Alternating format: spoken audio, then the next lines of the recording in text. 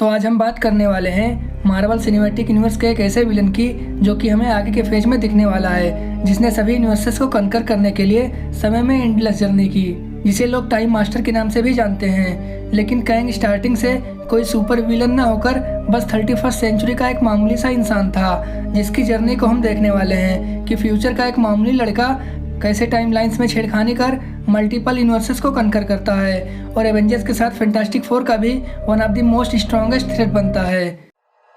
Like you, be strong to hold the powers of the sun.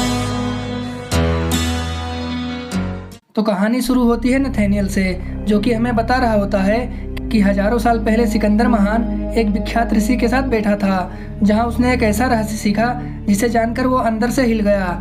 जहां ऋषि सम्राट सिकंदर से कह रहा था कि इस ब्रह्मांड में बहुत सारी दुनिया हैं जिनकी संख्या तकरीबन अनंत है, जो कि पूरे ब्रह्मांड में ऐसे फैले हुए हैं कि आम इंसान उन तक कभी पहुंच भी नहीं सकता और एक मनुष्य की सारी इंद्रियों से वो दुनिया परे है।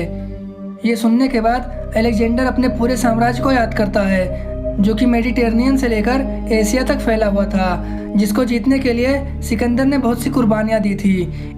ये सब याद करके अलेक्जेंडर की आंखें आंसुओं से भर जाती है और साधु अलेक्जेंडर को रोता देख उनसे पूछता है, महान अलेक्जेंडर, तुम रो क्यों रहे हो? तुम्हारे पास तो वो सब कुछ है जो हर एक नश्वर ने जाना है। जिसके जवाब में महान अलेक्जेंडर कहते हैं कि इसमें खुश होने वाली बात कोई नहीं है, क्योंकि ब्रह्मांड में जीतने के लिए ऐसे अनंत दुनिया हैं और मैं पूरी तरह से इनमें से एक का भी मालिक नहीं बन पाया।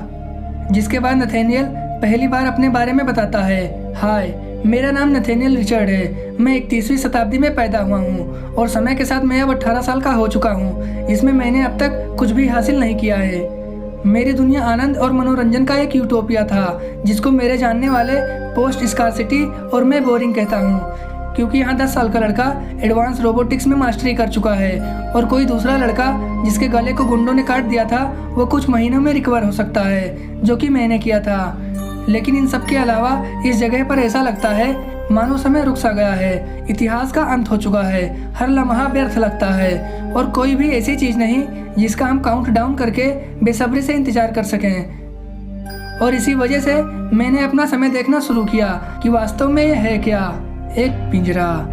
और जैसा कि कोई दूसरा करता, मैं भी इस पिंजरे से निकलने की चाबी ढूंढने लगा। लेकिन क्योंकि मुझे पता था कि फ्यूचर में मुझे कुछ नहीं मिलने वाला, तो इसलिए मैंने पास्ट चुना और वहां जाने की चाबी ढूंढने लगा, क्योंकि मुझे पता था कि प्राचीन काल की गूंज में मेरे हर सवाल का जवाब था। और साथ में ये भी कि क्रूर अतीत के उन संघर्षरत चैंपियनों के पास ऐसे सवालों के जवाब थे जिन्हें मैं अपने आराम में कभी पूछने के लिए सोच भी नहीं सकता था। मुझे चाबी को खोजने में लगभग 2 साल लग गए थे, जिसमें मैंने कुछ और नहीं सोचा था। मैंने एक अवकाश पास बनाया और यूरेशियन उद्योग क्षेत्र से सुरक्षा को फिर से रूट किया और मैं एक छाया में सवार होकर एक ऐसे देश में चला गया जिसपे कभी फिस्ट ऑफ आयरन शासन करते थे और अपनी सल्तनत की सुरक्षा के लिए वे जादू का इस्तेमाल करते थे। मैंने सोचा था कि मैं अतीत से जवाब ढूंढूंगा, फिर भी मैं कम से कम आधा ही सही था। जिसके बाद नथानियल एक बहुत ही पुरानी लाइब्रेरी में पहुंच जाता है, जिसकी तलाश वो 2 साल से कर रहा था। वहां पहुंचकर उसे लगता है मानो वहां की हवा इतिहास के साथ मोटी हो गई थी। आशा की भव्यता युगों से घिसती हुई आ रही हो, बिल्कुल रेगिस्तानी हवाओं में चट्टानों की तरह। मैंने इससे पहले अपनी आंखों से इतनी पुरानी और बड़ी मूर्ति जैसी कोई भी चीज़ नहीं देखी थी।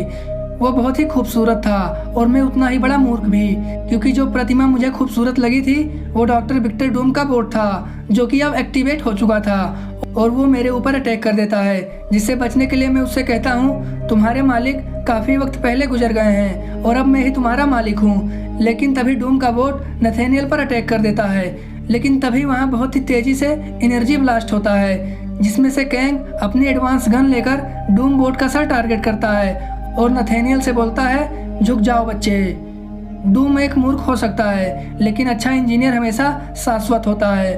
और इसी के साथ कैंग बोर्ड के सर को अपनी गन के ब्लास्ट से तोड़कर उसे एक पोर्टल के थ्रू उसके मालिक के पास 20वीं शताब्दी में भेज देता है। ये सब देख नथानियल डरता हुआ कैंग से पूछता है, हु आर यू? मैं वो हूँ जिसे अनंत नामों से जाना गया, जिसे तुम इमेजिन भी नहीं कर सकते। नथानियल ये सुनने के बाद कहता है, ये कोई जवाब नहीं, और तुम मेरा नाम कैसे जानते हो? यह सुनने के बाद कैंग कहता है, फिर से वही घटिया सवाल, मैंने कुछ बेटर एक्सपेक्ट किया था। ये सुनकर नथेनियल झुंझुला उठता है और बोलता है, बेटर, मैं नथेनियल रिचर्ड विक्टर वान डूम के लाइब्रेरी का संरक्षक हूँ, जहाँ पर दुनिया का गुप्त इतिहास है और मैं इसका उत्तराधिकारी हूँ, और तुम्हें बेटर की उम्मीद है। इसे सुनने के बाद कैंग कहता है, तुम्हारी आवाज़ में शर्मिंदगी झलक रही है और किसी भी पुस्तक के पन्नों में झूठ बोलने से आसान जगह और कहीं नहीं हो सकती। मैं तुमसे पूछना चाहता हूँ कि तुम इतिहास पढ़ना पसंद करोगे या फिर बनाना। जिसके बाद नथेनियल कहता है, तुम मेरा मजाक उड़ा रहे हो, ऑब्वियसली मुझे सब चाहिए। जिस पर कैंग कहता है, गुड, तुम अब तैयार हो और तुम अब अपने सवाल पूछ सकते हो। नथेनियल, तुम कौन हो? तब कैंग अपना हेलमेट निकालकर नथेनियल से कहता है, एक सवाल जिसके हजारों जवाब हैं, एक कनकरर, एक इटरनल, एक गॉड, एक फेरो रामाटट, एक टाइम कीपर, एक इमोर्टस। मैं ये सब रह चुका हूँ और फिर से बनूंगा, लेकिन अंततः मैं हूँ कैंग, जो शुरुआत में तुम था। फिर कैंग एक डोरवे खोलता है और नथेनियल से बोलता है, इस डोरवे के थ्रू तुम जानोगे इनफाइनाइट नंबर्स ऑफ टाइम और दुनिया को, जो युगों से मेरी पूजा कर रहे हैं, और ऐसा प्लेनेट जो कि मेरे गीत गाते हैं। वो कमाओ जो मेरे पास है और मेरे साथ जुड़ जाओ, क्योंकि एक प्यास से मर रहा आदमी हमेशा गिफ्ट में पानी चाहेगा। फिर नथेनियल हाँ बोलकर उस डोरवे में चला जाता है। कैंग नथेनियल को उस डोरवे से 65 मिलियन BCE में लारा मीडिया नाम के एक जगह पर ले जाता है, जो कि डायनासोर का टाइम पीरियड होता है, और कहता है कि इस दुनिया के अंत में तुम्हारा स्वागत है मेरे बच्चे। फिर कैंग नथेनियल को बताता है कि 1 साल में ये दुनिया खत्म हो जाएगी उस उल्कापिंड से जिसके गिरने से सारे डायनासोर विलुप्त हो गए थे, और यहीं तुम्हारा पहला लेसन स्टार्ट होता है। ये सुनकर नथेनियल कहता है, 1 साल बहुत कम वक्त है तुम जैसा बनने के लिए। तब कैंग कहता है, मेरे लिए समय का कोई मतलब नहीं है। नथेनियल हमें बताता है कि मेरी याद समय के साथ धुंधली होती जा रही थी। सदियों से परस्पर कन्फ्लिक्ट ऑफ टाइम के कारण मेरा दिमाग अलग अलग चालें चल रहा था, लेकिन इसके बजाय मुझे पहले दिन की हर बात क्लियरली याद है। जहां मुझे मेरा अपना पहला लेसन मेरे शरीर और दिमाग को मजबूत करना था, और जहां मैं खुद को मजबूत नहीं कर पाया, कैंग ने वहां मेरी मदद की। उदाहरण के तौर पर कैंग ने मेरी गर्दन में एक चिप प्लांट किया, जिससे कि मैं कोई भी लैंग्वेज को समझ और बोल सकूं। और फिर कैंग नथेनियल को उन टाइमलाइन में लेकर जाता है जहां वो अपनी हार से नथेनियल को कुछ सिखा सके। फिर नथेनियल हमें बताता है कि कैंग ने मेरे लिए अपने जीवन का वो रूप दिखाया जिससे मुझे बहुत कुछ सीखने को मिला। उसने समय का पालन भी किया, जिसने मेरा दिमाग पूरी तरह से हिला दिया। उनके सबक बहुत ही क्रूर थे, लेकिन मुझे गर्व हुआ जब मैंने उन्हें एक बार हरा दिया। फिर कैंग नथेनियल को लेकर उस टाइमलाइन में जाता है जहां फैंटास्टिक फोर ने रामाटट को हरा दिया था। वहां कैंग नथेनियल से बोलता है, कोई भी शक्ति भेदभाव नहीं करती जो ईश्वरीय रूप से प्राप्त हो। फिर हम देखते हैं नथेनियल को, जो कैंग से पैराडॉक्स क्रोमेटिक इन्वर्जन के बारे में बात कर रहा है कि अगर आप उस पल में वापस जाते हैं जहां फैंटास्टिक फोर कैंग से हार जाता है, तो उसे पैराडॉक्स पैदा होगा जो शायद क्रोमेटिक इन्वर्जन फील्ड बनाए और मे बी आप खुद की हेल्प कर पाओ। फिर कैंग कहता है, गलत, पैराडॉक्स केवल कैंग का एक वेपन है जो तुम और मैं और हमेशा से है। फिर कैंग उसे उस टाइमलाइन में ले जाता है जहां उसे एवेंजर्स ने हराया था। वो नथेनियल से बोलता है कि अगर तुम इवेंट के ऑर्डर पर भरोसा करोगे तो मुसीबत का बुलावा बन सकता है, और कैंग इस बीमारी से कामयाब होना चाहता है। बेसिकली कैंग नथेनियल को ये बताना चाहता है कि जब बहुत ज़रूरत पड़े तब पैराडॉक्स का यूज करना। फिर नथेनियल हमें बताता है कि उसने मुझे अपनी गन चलानी सिखाई, लोगों को मारना सिखाया। उसने सिखाया कि एक प्लानिंग बस हमें बेसिक सा आइडिया देता है जिसे तुम खुद को कमज़ोर भी समझ सकते हो। उसने मुझे वैसा बनाया जैसा कि वादा किया था, लेकिन कैंग मुझे खामियों की तरह देखता था, शायद टीचर की तरह। लेकिन एक बार वो इतने नशे में था कि मुश्किल से वो खड़ा भी नहीं हो पा रहा था, और मुझे कहीं दूर एक ऐसी दुनिया में ले गया जहां वो एक डेड लड़की की छाया में रोया और एक शब्द कहा, जिसके बाद कुछ दिन तक चुप रहा। वो सब था रवोना। फिर कैंग नथेनियल से कहता है, मैंने तुम्हें अपना अल्टीमेट फेलियर दिखाया, इसलिए तुम मुझे कमज़ोर समझते हो। मेरे प्यार को तुम मेरी कमजोरी समझते हो। नथेनियल, नहीं, ऐसा नहीं है, बट सोच रहा हूँ हो भी सकता है। जिस पर कैंग गुस्सा हो जाता है और कहता है, नेवर लव, क्योंकि टाइम और स्पेस में यही तुम्हारे हारने की वजह बन सकता है। नथेनियल कैंग का ये रूप देख के मौका पाकर वहाँ से जंगल की ओर भाग जाता है, जहाँ भागते भागते उसके सामने एक डायनासोर आ जाता है। फिर नथेनियल डायनासोर को शूट करते हुए बोलता है कि कैंग का डर तुमसे ज़्यादा बड़ा है। डायनासोर को मारने के बाद उसे एक लड़की दिखाई देती है, जिससे नथेनियल कहता है कि मैं तुम्हें नुकसान नहीं पहुंचाऊंगा, तुम मुझे समझ रही हो, मैं हूं नथेनियल। एडी। हाँ, उस लड़की का नाम एडी होता है। नथेनियल उससे बात कर सकता है क्योंकि कैंग के द्वारा लगाए गए चिप से वो कोई भी भाषा समझ और बोल भी सकता है। जिसके बाद नथेनियल हमें बताता है कि उसने अपने एंटीसेप्टिक दुनिया में कभी भी किसी को छुआ नहीं और चोट लगने के बाद तो कभी नहीं, ना ही स्नेह में ना ही किसी और चीज़ में। हम घंटों तक साथ दौड़े और घाटी हमें खुद दिखने लगी जिसे बहुत जल्दबाजी में बनाया गया था, जिसमें उनकी मूर्खता साफ तौर पर झलक रही थी, उनकी क्रूरता से, उनके अहंकार द्वारा। लेकिन ये खुशी से निर्मित खंडन था।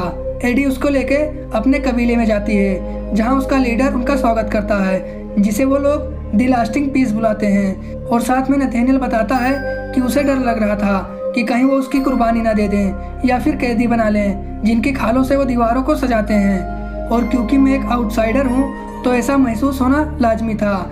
लेकिन वो लोग समझ गए कि मैं कौन हूँ, क्या हूँ और क्या बनूंगा। जिसके बाद उन्होंने मेरा स्वागत किया और मेरे चेहरे पर उन्होंने मार्क लगाया। पूरी रात जश्न होता है, बहादुरी के किस्से गाए जाते हैं। तब नथेनियल एडी से कहता है, एक ऐसा दिन भी आएगा जब तुम लोग इस हिस्ट्री से मिट जाओगे। एडी कहती है, हमारे पास कोई दूसरा रास्ता नहीं है। नथेनियल हमें बताता है ये रात उसके आनंद की आखिरी रात थी।